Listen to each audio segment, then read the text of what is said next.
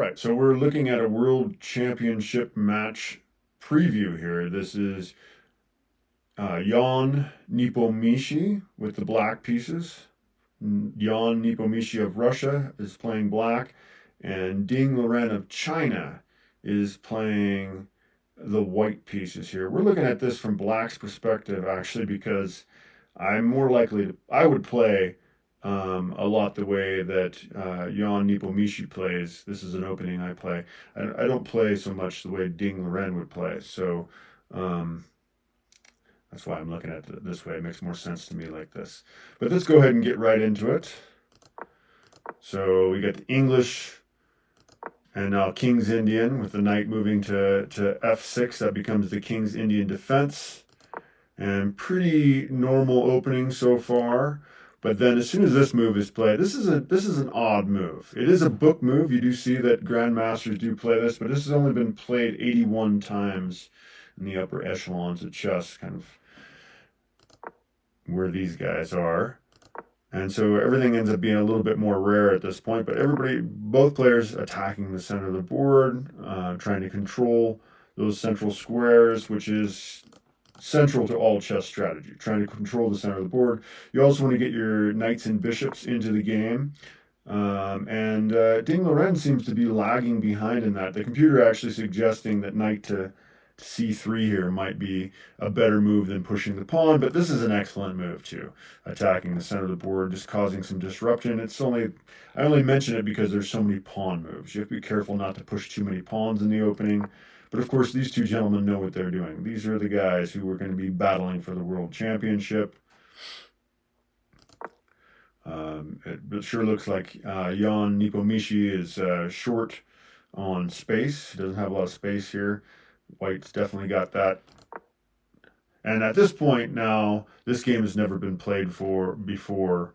This is never a game like this has never been recorded. Just 6 moves in, and it's a brand new game. Trades.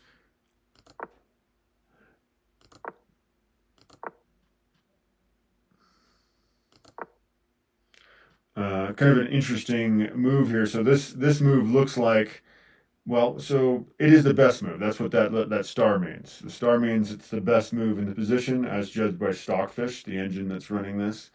And the reason is, yeah, he's going to have to castle to the king side here. He's going to have to castle to the king side if he's going to castle, because, yeah, the queen side castling is not really an option. No pawn on the c file, and then, yeah, these pawns already, well, this pawn already being pushed.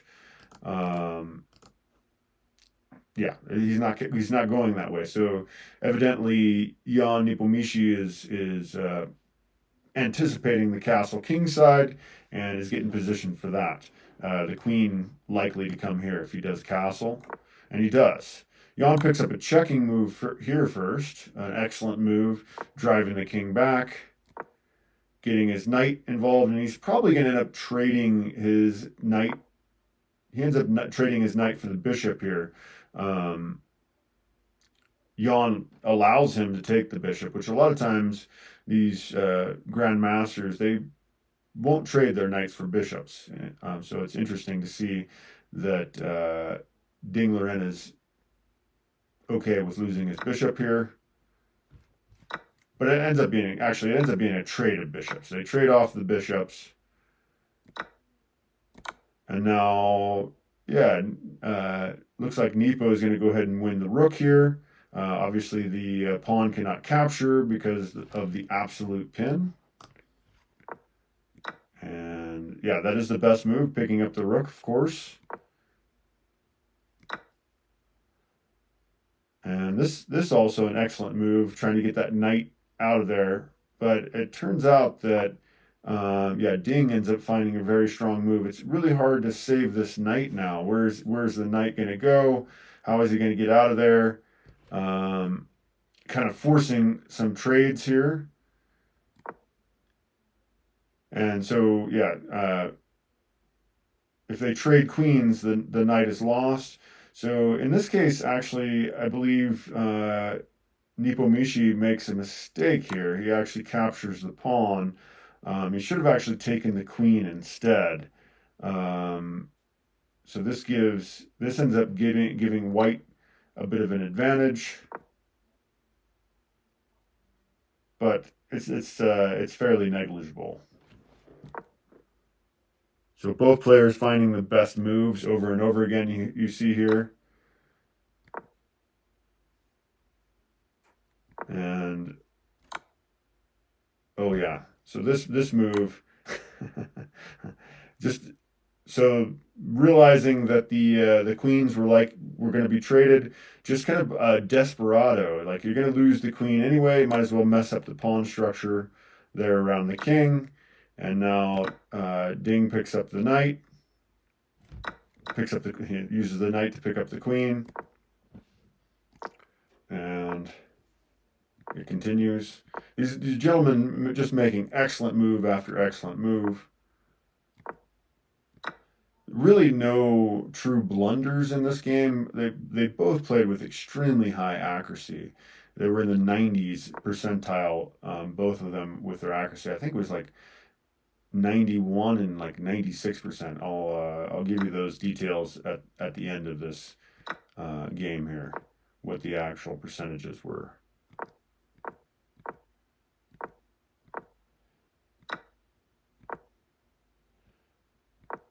There's no better moves could have been made by Nepomniachtchi.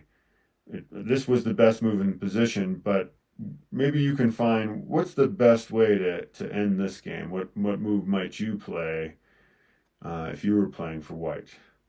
A lot of different options here. Think about that for a second.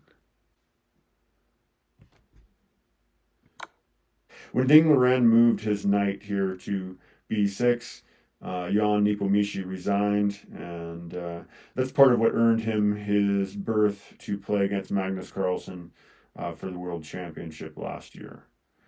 But yeah, that's the end of the game between the Chinese champion, Ding Liren, and the Russian, Ian Nepomniachtchi. And this, again, is a preview of the World Championships. Thank you for checking that out. Please like, subscribe, hit that notification bell if you'd like to know about future videos, as I will be making many reviews, doing tactics, all kinds of chess stuff. And actually, let me know if there's any other things you'd like to see in regards to chess, and I'd love to make a video. Thank you. All right, bye-bye.